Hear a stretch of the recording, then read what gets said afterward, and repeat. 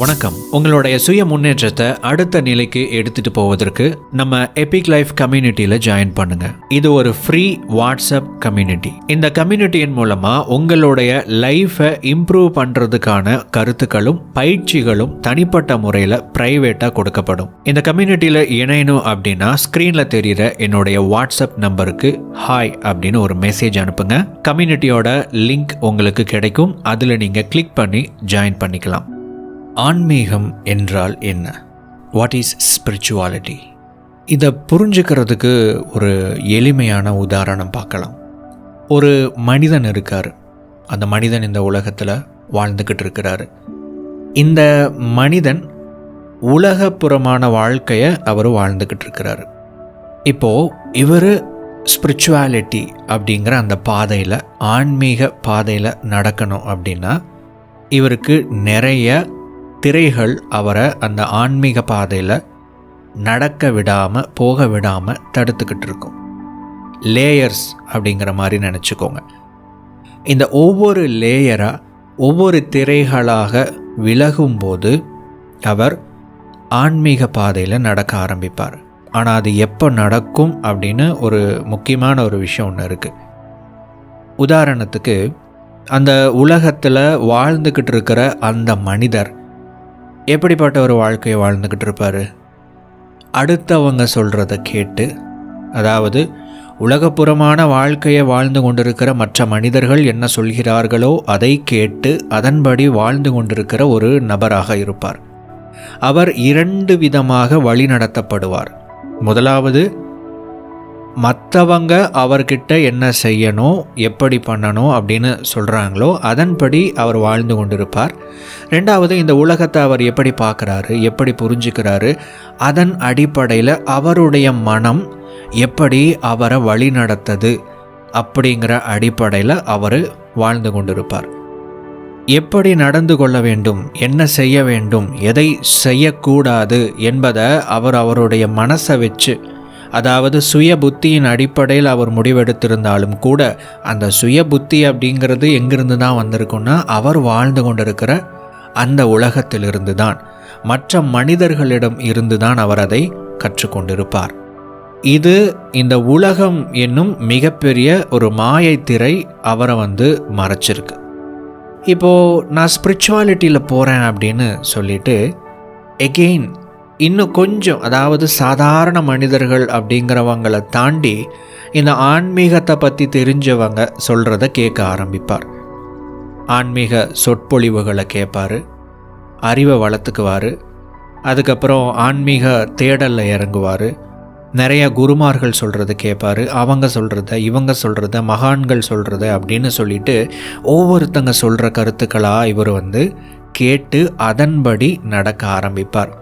இப்படி செய்ய ஆரம்பிச்சிட்டாரு அப்படின்னா அந்த உலகம் அப்படிங்கிற திரையை விட்டு அடுத்த லேயருக்குள்ளே அவர் போயிட்டாரு அப்படின்னு அர்த்தம். இது ஆன்மீகமா அப்படின்னு கேட்டிங்கன்னா இது ஆன்மீகம் அல்ல. உலகங்கிற திரையை விட்டு அடுத்த நிலைக்குள்ளே அவர் போயிருக்கிறார், அவ்வளோதான். நிறைய பேர் இது மாதிரி செய்வதை ஆன்மீகம் என்று நினைத்து கொண்டிருக்கிறார்கள். அதாவது மகான்கள் சொல்கிறாங்க, குருமார்கள் சொல்கிறாங்க, நான் ஆன்மீகம் தொடர்பான ஒரு புத்தகத்தில் நான் கேட்டேன், அதை கேட்டேன், இதை கேட்டேன் அப்படின்னு மற்றவர்கள் சொல்வதை கேட்டு நடப்பதை ஆன்மீகம் என்று நினைத்து கொண்டிருக்கிறார்கள். இதுக்கு முன்னாடி வாழ்ந்து கொண்டிருந்த இந்த நபர் ஆன்மீகம்னா என்னன்னே தெரியாத உலக மக்களுடைய போக்கில் வாழ்ந்துக்கிட்டு இருந்தார். இப்போ ஆன்மீகம்னா என்ன அப்படின்னு தெரிந்து கொண்ட மனிதர்கள் சொல்வதை கேட்டு நடக்கிறார். அவ்வளவுதான் வித்தியாசம். பெரிய வித்தியாசமெல்லாம் ஒன்றுமில்லை. ஆனால் அவர் எதை கேட்கிறாரோ அதை பொறுத்து அவருடைய தேவைகள் அப்படிங்கிறது அதிகமாகும், அவருடைய தேடல் என்பது அதிகமாகும். அதில் மட்டும்தான் இவர் வித்தியாசப்படுறாரு. 2 ஒன்று தான். ஆனால் யார் சொல்கிறத இவர் கேட்குறாரு அப்படிங்கிறது மட்டும்தான் இங்கே மாறி இருக்கு. இந்த பாதையில் அவர் தொடர்ச்சியாக போய்கிட்டே இருக்கும்போது இந்த திரையும் விலகும். ஆமாம், இதுவே ஒரு திரை தான். இந்த லேயரை தாண்டி ஒருத்தங்க கடந்து செல்லும்போது அடுத்தவங்க சொல்கிறத எல்லாம் கேட்டுக்கிட்டு இருந்த இந்த நபர் அவர் சொல்கிறதையே அவர் கேட்க ஆரம்பிப்பார். அவருக்கு நிறைய விஷயங்கள் புரிய ஆரம்பிக்கும். வாழ்க்கையை புரிஞ்சுக்க ஆரம்பிப்பார். ஆன்மீகம் அப்படிங்கிறது இந்த வாய்க்கால்லையும் தரையிலையும் நடக்கிற மாதிரி. விவசாய நிலத்தில் இருக்கக்கூடிய வாய்க்கால், அந்த வாய்க்கால் சாதாரண தரை தளத்திலிருந்து சும்மா ஒரு அடி 1.5 அடி கீழே தண்ணி போகிற மாதிரி வெட்டியிருப்பாங்க. அந்த வழியாக தண்ணி போகும். இந்த தண்ணி போகிற வாய்க்காலை ஆன்மீகம் அப்படின்னு எடுத்துக்கிட்டிங்கன்னா தரைப்பகுதியாக இந்த உலக வாழ்க்கைன்னு எடுத்துக்கலாம். உங்களுடைய ஒரு காலை தரையிலையும் இன்னொரு காலை வாய்க்கால்லையும் வச்சு நடந்தால் எப்படி இருக்குமோ இதுதான் ஆன்மீக வாழ்க்கையாக இருக்கும் அப்படிங்கிற இந்த உலக ஆன்மீக யதார்த்த வாழ்க்கையை அவர் புரிஞ்சுக்க ஆரம்பிப்பார். இது ஒவ்வொரு நபரை பொறுத்து மாறுபடும். எல்லாருடைய வாழ்க்கையும் ஒரே மாதிரி கிடையாது. எல்லாருடைய நிலைகளும் ஒரே மாதிரியான நிலை இல்லை, அது வேறுபடுது. அப்போ இந்த ஆன்மீக வாழ்க்கை அப்படிங்கிறதும் வேறுபடும். ஒரே மாதிரியான விஷயத்தை நம்ம ஃபாலோ பண்ணுறோம், ஒரு குரூப் ஃபாலோ பண்ணுறத நானும் ஃபாலோ பண்ணுறேன் அப்படிங்கிறது ஆன்மீகம் அல்ல. ஒரு கூட்டத்தோட கூட்டமாக நான் இருக்கிறேன் என்பது ஆன்மீகம் அல்ல. நீங்கள் தனியாக நடப்பது தான் ஆன்மீகம். ஆன்மீகம் என்பது ஒரு தனி மனித தேடல். இது மற்ற வழிமுறைகளில் இருந்து, கூட்டங்களில் இருந்து, மதங்களில் இருந்து வேறுபட்டது தான் ஆன்மீகம். இதை புரிந்து கொண்ட அந்த நபர் இந்த 2 வாழ்க்கையுமே வாழ ஆரம்பிப்பார். அதாவது உலகத்துலேயும் ஒரு கால் இருக்கும், ஆன்மீகத்துலேயும் இன்னொரு கால் இருக்கும். 2ஐயும் அதை அவர் நடத்தி கொண்டு செல்வார். அப்படி போய்கிட்டே இருக்கும்போது சில திரைகள் எல்லாம் விலகி, சில லேயர்ஸ் எல்லாம் ஓப்பன் ஆகி அவருடைய உயர்நிலை ஆன்மாவோட அவர் தொடர்பு கொள்ள ஆரம்பிப்பார். அது என்னது உயர்நிலை ஆன்மா அப்படின்னா, இப்போ பொதுவாக நான் யார் அப்படிங்கிற கேள்வி ஆன்மீகத்தில் ரொம்ப பாப்புலரான ஒரு கேள்வி.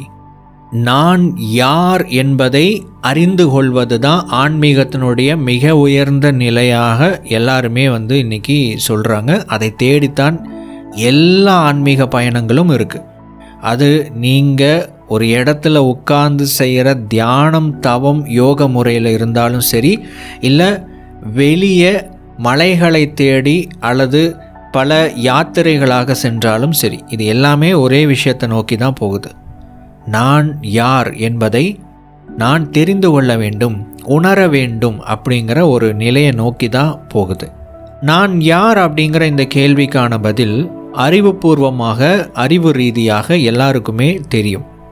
நாம் ஒரு மிகப்பெரிய ஒரு ஆன்மா, பிரபஞ்சத்தினுடைய நாம் ஒரு பகுதி தான் அப்படிங்கிறது நம்ம எல்லாருக்குமே தெரியும்.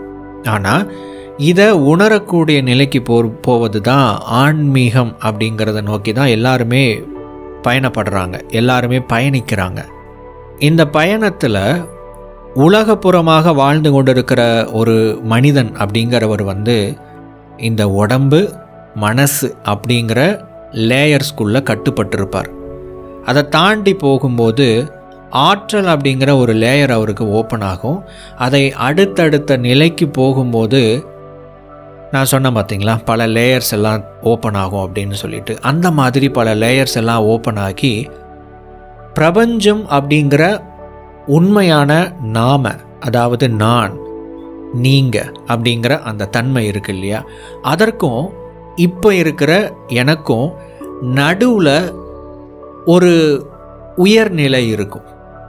இப்போ உதாரணத்துக்கு நான் உடம்பு சார்ந்து யோசிச்சுக்கிட்டே இருப்பேன், அதுக்கப்புறம் நான் மனசு சார்ந்து யோசிச்சுக்கிட்டே இருப்பேன், அதுக்கப்புறம் இந்த 2ஐயும் கடந்த ஒரு நிலைக்குள்ளே போவேன். அதை தாண்டி அடுத்த லேயருக்கு போகும்போது இன்னொரு உயர்நிலை இருக்குது. அது வேறு ஒன்றும் இல்லை, நம்மளோட வேர்ஷன் தான், நாம தான் அது, நீங்கள் தான் அது. இப்போது இந்த உடம்பு தான் நீங்கள் அப்படின்னு நினச்சிக்கிட்டு இருப்பீங்க, இந்த மனசு தான் நீங்கள் அப்படின்னு நினச்சிக்கிட்டு இருப்பீங்க. அப்புறம் இதை தாண்டி ஏதோ ஒரு விஷயம் இருக்குதுன்னு நீங்கள் தேட ஆரம்பிப்பீங்க. அதில் சில லேயர்ஸ் இருக்கும். அதை கடந்து நீங்கள் போகும்போது இது எல்லாத்தையும் விட மேலான உங்களுடைய ஒரு நிலையை நீங்கள் கண்டடைவீர்கள். அதுதான் உங்களுடைய உயர்நிலை ஆன்மா. அந்த உயர்நிலை ஆன்மா உங்களோட பேச ஆரம்பிக்கும், நீங்கள் உங்களோட பேச ஆரம்பிப்பீங்க. மற்றவர்கள் சொல்வதை எல்லாம் விட்டுவிட்டு நீங்கள் சொல்கிறதையே நீங்கள் கேட்க ஆரம்பிப்பீங்க. அதன்படி நீங்கள் நடக்க ஆரம்பிப்பீங்க. இங்கே இருந்து தான் உண்மையான ஆன்மீகம் அப்படிங்கிறது தொடங்குது. இதுதான் உண்மையான ஆன்மீக பயணம். இப்போது இந்த பயணத்தை தொடங்கிட்டாவே நம்ம ஆன்மீகத்தில் உயர்நிலையை அடைந்து விட்டோமா அப்படின்னா அப்படி அல்ல. பயணத்தை தொடங்கி இருக்கிறோம், அவ்வளோதான். இன்னும் நிறைய போகணும். அது ஒவ்வொருத்தரை பொறுத்த வரைக்கும் அந்த பயணம் பாதை அப்படிங்கிறது வேறுபடும். நான் முன்னாடியே சொன்ன மாதிரி ஒரே மாதிரி இந்த பயணம் இருக்காது, ஒரே மாதிரி இந்த பாதை இருக்காது. ஒவ்வொரு நபரை பொறுத்த வரைக்கும் இது மாறுபடும். உங்களை பொறுத்த வரைக்கும் உங்களுடைய பயணம் என்னுடைய பயணமாக இருக்காது, அது வேறு மாதிரி இருக்கும். நம்ம எல்லோரும் அதில் வித்தியாசப்படுவோம். ஆனால் நம்ம போகிற இடம் அப்படிங்கிறது ஒன்றாகத்தான் இருக்கும். அப்போது ஆன்மீகம் என்பது என்னன்னா, மற்றவர்கள் இந்த உலகத்தில் என்ன சொல்கிறாங்க, அது யாராக இருந்தாலும் சரி, உயர்நிலை குருமார்களாக இருந்தாலும் சரி, எந்த மத ரீதியான மனிதர்களாக இருந்தாலும் சரி, ஆன்மீகத்தை பற்றி சொல்கிற யாராக இருந்தாலும் சரி, அதையெல்லாம் விட்டு நீங்கள் சொல்கிறத நீங்கள் கேட்குற நிலைக்கு நீங்கள் வரும்போது ஆன்மீகத்தில் அடியெடுத்து வைப்பீர்கள். அப்போது அது வரைக்கும் நீங்கள் மற்றவங்க சொல்கிறத கேட்பீங்க. ஏன்னா இதில் எப்படி நாம் போகிறது, இதில் எப்படி நாம் அடுத்த அந்த லேயரை நாம் எப்படி தாண்டி போகிறது அப்படிங்கிறது நமக்கு தெரியாமல் இருக்கும். அதற்காக வழிகாட்டுறதுக்காக இருக்கிற சக மனிதர்கள் தான், சக ஆன்மாக்கள் தான், நம்மளோட இன்னொரு வேர்ஷன்ஸ் தான் இவங்க எல்லாருமே. இவ்வளோதான். இந்த ஒரு புரிதல் இருந்துருச்சுன்னா நீங்கள் எதை எக்ஸாக்டாக நோக்கி போகிறீங்க அப்படிங்கிறத உங்களால் உணர்ந்து கொள்ள முடியும். கடைசி வரைக்கும் அடுத்தவர்கள் சொல்வதையே, ஒரு குருமார் சொல்வதையே நான் கேட்டுக்கிட்டே இருக்கிறேன், இதுதான் ஆன்மீகமானால் அது ஆன்மீகம் இல்லை. அவர் சொல்வதை ஒரு கட்டத்தில் நீங்கள் கேட்பதை நிப்பாட்டி விடுவீர்கள். ஏன்? நீங்கள் சொல்கிறது உங்களுக்கு கேட்க ஆரம்பிக்கும், உங்களுக்கு தோண ஆரம்பிக்கும்.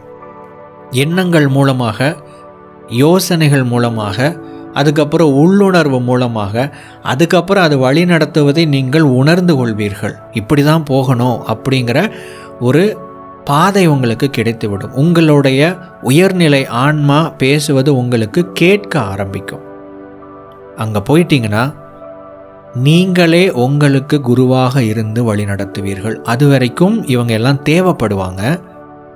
அதுவும் ஒவ்வொரு நபரை பொறுத்து மாறுபடும். சில பேருக்கு குறைவாக தேவைப்படுவாங்க, சில பேருக்கு அதிக நாட்கள் ரொம்ப தேவைப்படுவாங்க, சில பேருக்கு தேவையே படமாட்டாங்க. அந்த மாதிரியான மனிதர்களும் இருக்கிறாங்க. இந்த ஆன்மீகம் என்பது அந்த நிலையை அடையும் போது அதுக்கப்புறம் உங்களுடைய உயர்நிலை ஆன்மா வழி நடத்தப்படுவதாக இருக்கும். அப்படி நீங்கள் வழி நடத்தப்படும் போது நீங்கள் நடக்கிற அந்த பாதை அப்படிங்கிறது உங்களுடைய உண்மையான ஆன்மீகமாக இருக்கும்.